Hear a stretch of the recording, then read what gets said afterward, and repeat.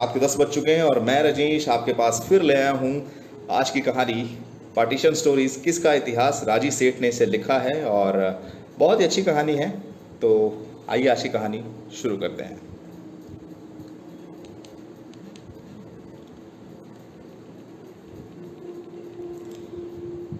बस इतना ही फर्क पड़ा था।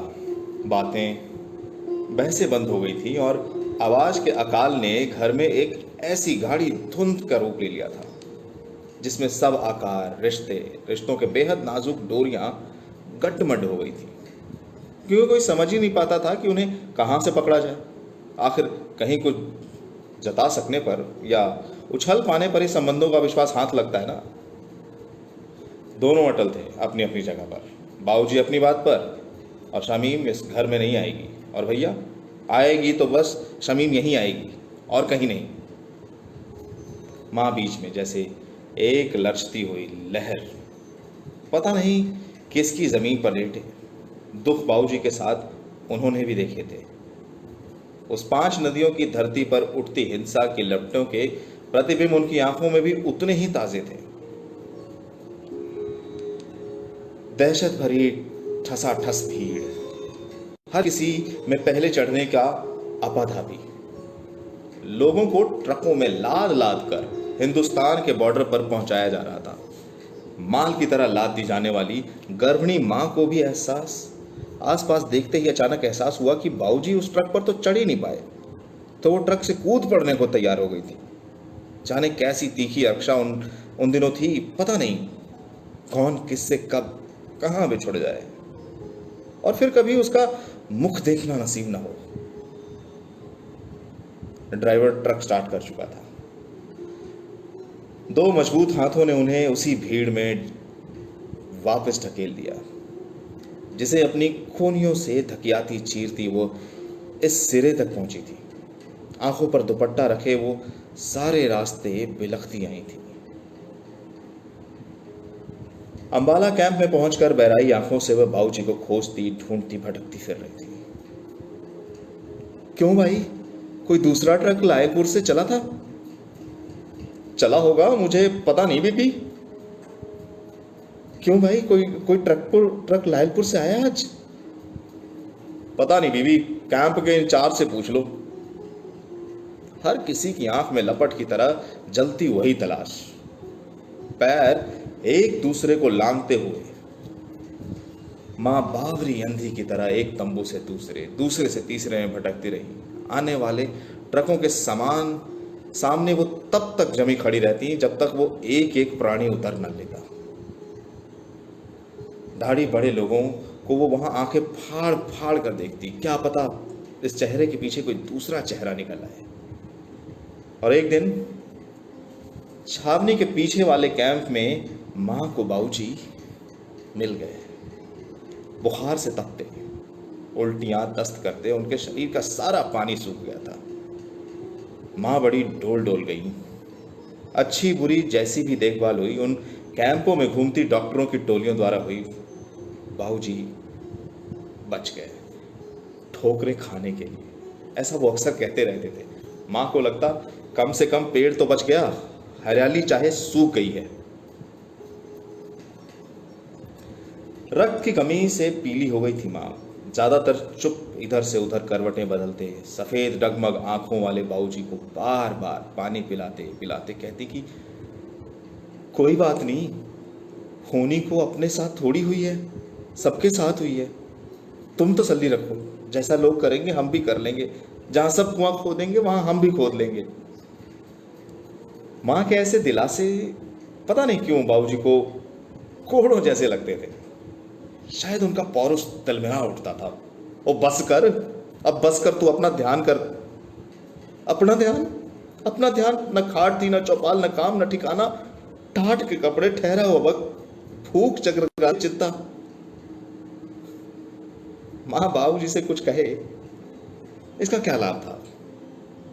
बाबूजी मां से कुछ कहे, इसका भी क्या लाभ? ये दिन भी देखने थे। पस्त माँ ने कपड़ों की छोटी सी गठरी कोने के हवाले करते हुए कहा। उनका चेहरा फक था, एकदम सूखा हुआ। वो वो दिन नहीं रहे तो ये भी दिन नहीं रहेंगे। तू किसी तरह निपट जा, मैं तेरी वजह से कहीं जा नहीं पाता। उस बड़े से हाथ एक छोटी सी कोठरी में बाऊजी ने नजरें दौड़ाकर इधर उधर देखा, और उसी कोठरी में अतुल का जन्म हुआ था। माँ ने मुक्ति की सांस ली। 3 दिन तक पलंग की पाटी पकड़ पकड़ कर वो चीखती रही, और पास वाली बेबे सबर कर पुत्रा सबर कर के निवरेक दिलासे मां को देती रही थी। फल भी तो तुझे ही मिलेगा। उन दिनों मां का मुंह देखकर लगता था ये फल उन्हें ना भी मिलता तो भी मां को कोई दुख ना होता। वो अक्सर अतुल की तरफ पीठ करके पड़ी रहती, तब तक जब तक वो अपनी चीख चिल्लाहट से मां की ऊपरी शांति को भंग नहीं कर देता था। मां पलटकर अपना स्तन उसे दे देती थी और उसके एहसास से पूरी तरह बेगानी हो जाती थी। मुझे बड़े असुविधाजनक लगते थे वो दिन। दहलीज पर बैठे बैठे यूं ही इधर उधर देखते होना। पढ़ाई, सिलाई, बुनाई, कढ़ाई, रोटी पकवान के लिए दिन रात आदेशों उपदेशों से अंबार टपकाती माँ मुझे अब कुछ नहीं कहती थी। न कहती थी सीखना जरूरी है, न कहती थी नहीं जरूरी, खुद बैठी रहती थी और मुझे भी बैठे देने रहती थी। एक दिन बाबूजी ने डपट कर माँ से कहा, जो हुआ सो हुआ, तुम इस तरह से मुंह लटकाकर वजन की तरह बंधी रहती हो मेरी जान को। अरे कुछ अपने होश हवास को संभालो। और मां को, कुएं में लटकती हुई मां को जैसे कोई वापस ले आया था बाहर। वो संभलने लगी थी। कतरा कतरा बाबूजी घर में होते तो कृत्रिम लगने की हद तक वह अतिरिक्त उत्साह बिखेरती। उस वक्त वो उनसे भी बड़ी हो गई दिखती। दीवारों का रंग तो नहीं बदला था, वो वैसी की वैसी थी, चूना झाड़ती, धब्बों में घूरती, पर मन का रंग बदल सा गया था। कमरा सामान के बिना चौड़ा लगता था। पेट में खासे खोखले थे, परंतु सफेद पोशी ने ढक लिया था बहुत कुछ। साब और घिस भर देने से दूसरे दिन के लिए वही जोड़ा उजाला हो जाता था। वही थाली बार बार मांजी जाने से चमक जाती थी। पतीली में चाय, दाल और कभी कभी सब्जी पक जाती थी, और उसी में रात को सवेरे नमक वाली रोटी के साथ खाने को छाछ के लिए पेंदा भर दही जम जाता था। डालडा भी घी जैसा ही लगता था। उसकी छौं कैसी क्या बुरी थी। अचार कच्चे आम काटकर नमक मिर्च भर डाल देने से खासा खाने लायक हो जाता था। तेज हल्दी, सौंफ, मेथी, मर्तबान की जरूरत ही क्या थी। सब कुछ तो हो जाता था, बस अगर याद न किया जाए, तुलना न हो उस अतीत से, गलीचों, कुर्सियों, कारों में फिसलते वक्त के उस वक्फे से, जिसे किस्मत ने पूरी बेरहमी से काट कर इतना अलग फेंक दिया था कि वो अपने वजूद का हिस्सा ही नहीं लगता था। सब ठीक था अगर याद ना आए वहां की जिंदगी कैसी थी, क्यों थी, और अब कैसी है, क्यों है, जिसके कारण है। कुछ नहीं बिगड़ता था यदि तुलना ना हो, शिनाख्त ना हो। ऐशो आराम की तरफ से आंख मूंदी जा सकती थी पूरी तरह। ये शिनाख्त किस तरह शमीम के एक घर में आ जाने से उसे उबर कर सामने आ जाती है। किस तरह वो एकमात्र औरत, एक इंसान, एक बहू न रहकर एक इतिहास, एक जाति, एक परिस्थिति, जलावतन की कंटीली याद का दंशा न बन जाती है। उसके होते रहते किस तरह बींद बींद जाए करेंगे स्मरण की वो स्थापना, वो कैंपों में इधर उधर भूखी प्यास से भटकने का होना, वो हाथ न फैलाने की शर्म में दिन रात अपने आप को खाते होना, वो इतनी मेहनत के लिए अनभ्यत कंधे, परीक्षा, इतनी बड़ी परीक्षा, इतनी कड़ी परीक्षा। तुम इतना तो सोचो, उठते उठते बाबूजी भैया को कोंचते, अभी तो तेरे मन से गर्दिश का निशान भी नहीं हटे। अपनी मां की तरफ देख, कैसी छल गई है, अभी तक उसके चेहरे का रंग वापस नहीं आया है। बहन घर पर बैठी है, अंधा हो गया है। क्या जरूरी है हर बात में खोलकर कहूं? तुम कह सकते हो, कहते ही हो मैं ऑर्थोडॉक्स हूं, बदलता नहीं हूं। क्या जरूरी है बदलना? इतने बड़े बदलाव को बर्दाश्त करने के बाद ये हड्डियां पूरी तरह सिक तक नहीं रही हैं। किसने कह दिया तुम्हें मैं कौम का बदला आदमी लेने के लिए बैठा हूं? हाँ? बाबूजी अपनी छाती पर हाथ मारते हुए कहते हैं, अरे मैं आदमी की बात करता हूं, आदमी की, अपनी। मैं तुम्हें आदमी नहीं दिखता? और ये कौम, कौम कौन सी चिड़िया का नाम है? वो नाम लड़ने के लिए होता है, कौम का नहीं। सहने के लिए होता है आदमी, निपट नंगा बेबस आदमी। देख नहीं रहा अपनी आंखों से? बाबूजी उसके सामने तराजू उठाते रहने से पड़ गए गट्टों से भरे अपने हाथ फैला देते। और कैसे भूल जाऊं, कौन सी जन्नत मिल गई थी, कैसे भूल जाऊं? अरे तुझे कॉलेज करवा रहा हूं, तू बड़ा चौधरी हो गया है। ये सारा जुमानी जमा खर्च तू अपने पास रख, मुझे सिखा रहा है भूल जाओ। तेरे लिए मुमकिन है भूल जाना, वो तेरे सफर का एक हिस्सा है। मेरे मेरे नरक तो जिंदगी के इस टुकड़े पर खड़ा है। तू क्यों नहीं भूल जाता? तू ही भूल जाए एक छोटी सी बात तो फिर कह दे। भैया ये सब सुनते सुनते अगाकर मुझसे कहलवाया था, मेरा फैसला यदि घर का फैसला नहीं हो सकता तो ये घर मेरा नहीं है। मुझे ऐसा करने पर अफसोस है। बीच वाला अगर बात कोई खा जाए तो बात बात न रहकर पहाड़ हो जाती है। ये मेरी समझ में नहीं आया। बाबूजी को भैया से, भैया को बाबूजी से बचाती रही मैं। बहसें बातें आमने सामने की बंद हो गई थी। बाबूजी मुझे सुना कर कह देते थे जो उसे कहलाना होता था, वो मुझसे कह देता था जो बाबूजी को पहुंचाना होता था, और मैं सब कुछ पेट में रख लेती थी। कुछ भी यथास्थान नहीं पहुंचता था। इसलिए पारस्परिक समझ का दायरा उतना का उतना ही रहता था।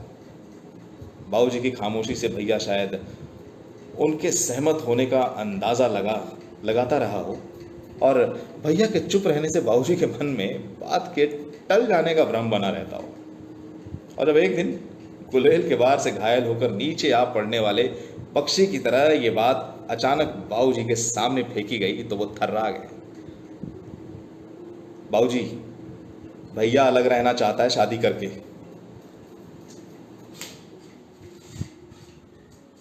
बाबूजी के चेहरे पर पहले तो एक परत अबूझा जिज्ञासा, फिर अपने ध्वस्त विश्वास को फेंके हुए कागज की तरह वापस हाथ में लेते हुए बोले,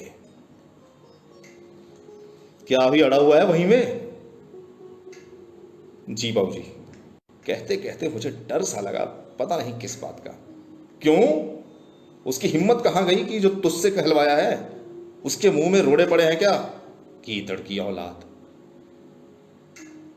वो कहता है आपसे बहस करने का फायदा नहीं। हाँ, फायदा तो नहीं है।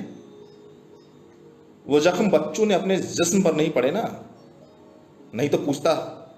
वो क्या जाने। उनकी आंखों के सामने एक तेज दौड़ता हुआ बवंडर फिर से घूम गया।